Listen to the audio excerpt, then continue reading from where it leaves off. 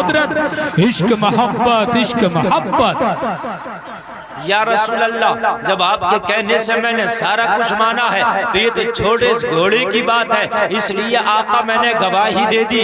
रसूल करीम फरमाते हैं आज से तेरी एक की गवाही दो के बराबर होगी। दो लोग गवाही जहां देते हैं उन दो के बराबर तेरी अकेले की गवाही होगी। क्यों दो के बराबर क्यों? आका कह देते तेरी गवाही आज के बाद सच्ची होगी, मगर फरमाया दो के बराबर होगी। इसलिए कि जो अल्लाह उसके रसूल पर सच्चा ईमान रखता है वही सच्चा होता है।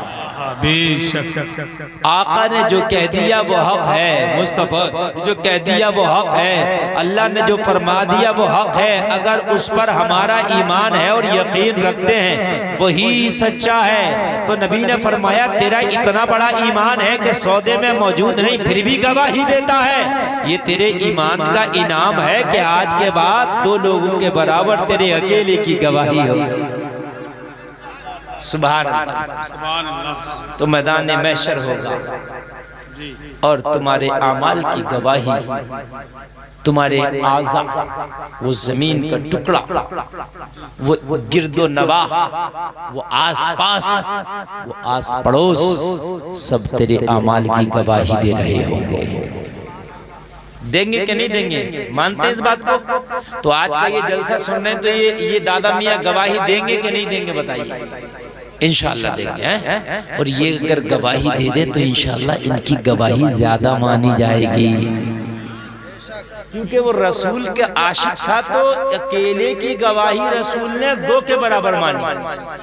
अकेले की क्या कहा? दो के बराबर रहेगी क्योंकि मेरा आशिक है। तो ये दादा मियाँ भी अल्लाह उसके रसूल के आशिक होंगे, बोलो होंगे कि नहीं? तभी तो ये मर्तबा मकाम मिला। कल मैदान महशर में तुम्हारे जलसा सुनने की गवाही देंगे इंशाअल्लाह। इनकी गवाही मेरी तेरी गवाही से ज्यादा बढ़ के मानी जाए। जी बेशक हक है जी।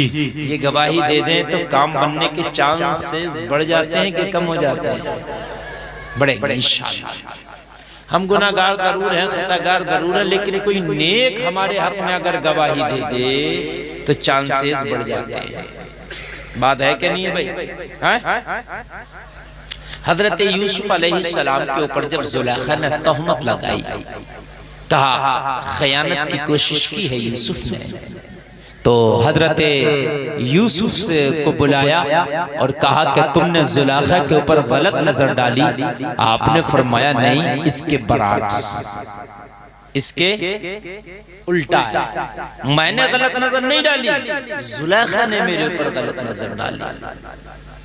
बात समझ रहे? हजरत यूसुफ को जुलेखा ने 7 तालों में बंद कर दिया। कितनों में? मैं जो तकरीर कर रहा हूँ बहुत आपको चिपक कर सुनाना चाहता हूँ। कितने तालों में? वो 7 ताले इस तरह से थे, एक कमरे के अंदर कमरा, कमरे के अंदर कमरा, कमरे के अंदर कमरा, ऐसे 7 कमरों के अंदर एक कमरा, 7 दरवाजे और 7 दरवाजों में चाबियां ताले लग गए। जुलेखा ने हजरत यूसुफ को बंद कर लिया 7 तालों में। जलसे में आने वालों जरा दिल के कानों से मेरे गुफ्तगू और जुमलों को सुनना। बंद करके जुलेखा ने हविश का शिकार बनाना चाहा, नफ्स परस्ती करना चाहिए, चाहा खयानत करना। हजरत यूसुफ नबी है और नबी कभी गुनाहगार नहीं होता। हजरत यूसुफ नबी और नबी कभी गुनाहगार नहीं होता। अल्लाह ने 2 मखलूकों को बेगुनाह पैदा किया है जो मासूम है, एक फरिश्ता, दूसरा नबी। तवज्जो है? एक फरिश्ता गुनाह नहीं करता और दूसरा कौन गुनाह नहीं करता? नबी। ये बात आज याद रखना, कन्फर्म हो गया। तुमसे अगर कभी कोई सवाल करे कि कौन कौन सी मखलूक है जो गुनाह नहीं करती, तो आप बताओगे, बोलो जवाब दोगे कौन कौन है 2 मखलूक? वो फरिश्ता और नबी। बाकी सबसे गुनाह हो सकता है, वली से भी गुनाह। ओ जैकेट वालों, ए भैया, अरे कुछ भी है बैठो। कमेटी वाले बड़ी मेहनत करते हैं कमेटी वाले। देखो जलसा सजाना इनका काम है, फिर जलसा इनको ना सुनने मिले तो ये इंसाफी नहीं है। थोड़ी देर में चले जाइए, 5-10 मिनट के बाद चले जाइए, ठीक है, 10 मिनट के बाद चले जाइए। कमेटी वाले बड़ी मेहनत करते हैं, भाग दौड़ करते हैं, मेहनत करते हैं, चंदा करते हैं, और फिर उसके बाद बेचारे जब जलसा चलता ना तो भागा दौड़ी में रह जाता, सुन नहीं पाते। एक लड़के का एक्सीडेंट हुआ कल। अच्छा कहाँ है वो? तो उनका एक्सीडेंट हुआ है, अल्लाह अच्छा उनके भाई का हुआ, इंतकाल हो गया। अल्लाह उनको गरीक़ रहमत फरमाए और उनको जन्नत में आला मकाम अता फरमाए और उनके घर वालों को सब्र जमील अता फरमाए और आपको और हमें सबको इस तरह के हादसात से महफूज फरमाए। मेरी तकरीर सुनो, और मेरी जो तकरीर होती है ना वो इस तरह की होती है कि जो मर्ज है मैं उसी की दवा की कोशिश करता हूँ। और बड़ी बात है, दुनिया में ऐसे डॉक्टर कम हैं जो नब्ज देख करके मर्ज का पता लगा के उसकी दवा देते हैं। ये बात है, वरना सब लोग रिपोर्ट पर डिपेंड करते हैं। क्या रिपोर्ट आ गई उसी के हिसाब से हम बोलेंगे। यहाँ मसला ऐसा नहीं। अब सुने आप, मैं क्या बयान कर रहा था, दो मखलूक ऐसी हैं जो गुनाह नहीं करती, बाकी सबसे गुनाह हो सकता है। गुनाह उन्होंने नहीं किया, वो अल्लाह ने उनको महफूज रखा, लेकिन हो सकता है। समझ गए बात? हो सकता। इसीलिए बच्चे को भी मासूम नहीं कहा जा सकता, इसलिए कि बड़ा होकर उससे भी गुनाह हो सकता है। ठीक है ना? बहुत से लोग तो कहते हैं बच्चे का पेशाब भी पाक है। ये औरतों में, हमारी माँ बहनों में कुछ जगह ये बातें मशहूर हैं कि छोटा बच्चा जो दूध पीता बच्चा है, अगर उसने कपड़े पे पेशाब कर दिया कोई बात नहीं, नमाज हो जाएगी। मसला सुन लीजिए, दूध पीते बच्चे का पेशाब भी नापाक है। जैसे बड़े का नापाक वैसे ही दूध पीते का नापाक, उसका भी धुलना पाक करना जरूरी है। तो दो चीजें मासूम है, एक फरिश्ता और एक औलिया।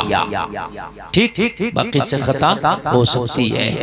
मैं अर्ज कर रहा हूं कि अगर ये अल्लाह वाले गवाही दें ज्यादा मानी जाएगी, इसलिए कि अल्लाह के ज्यादा करीब है। वो सहाबी रसूल के ज्यादा करीब है, अगर गवाही दे तो दो के बराबर।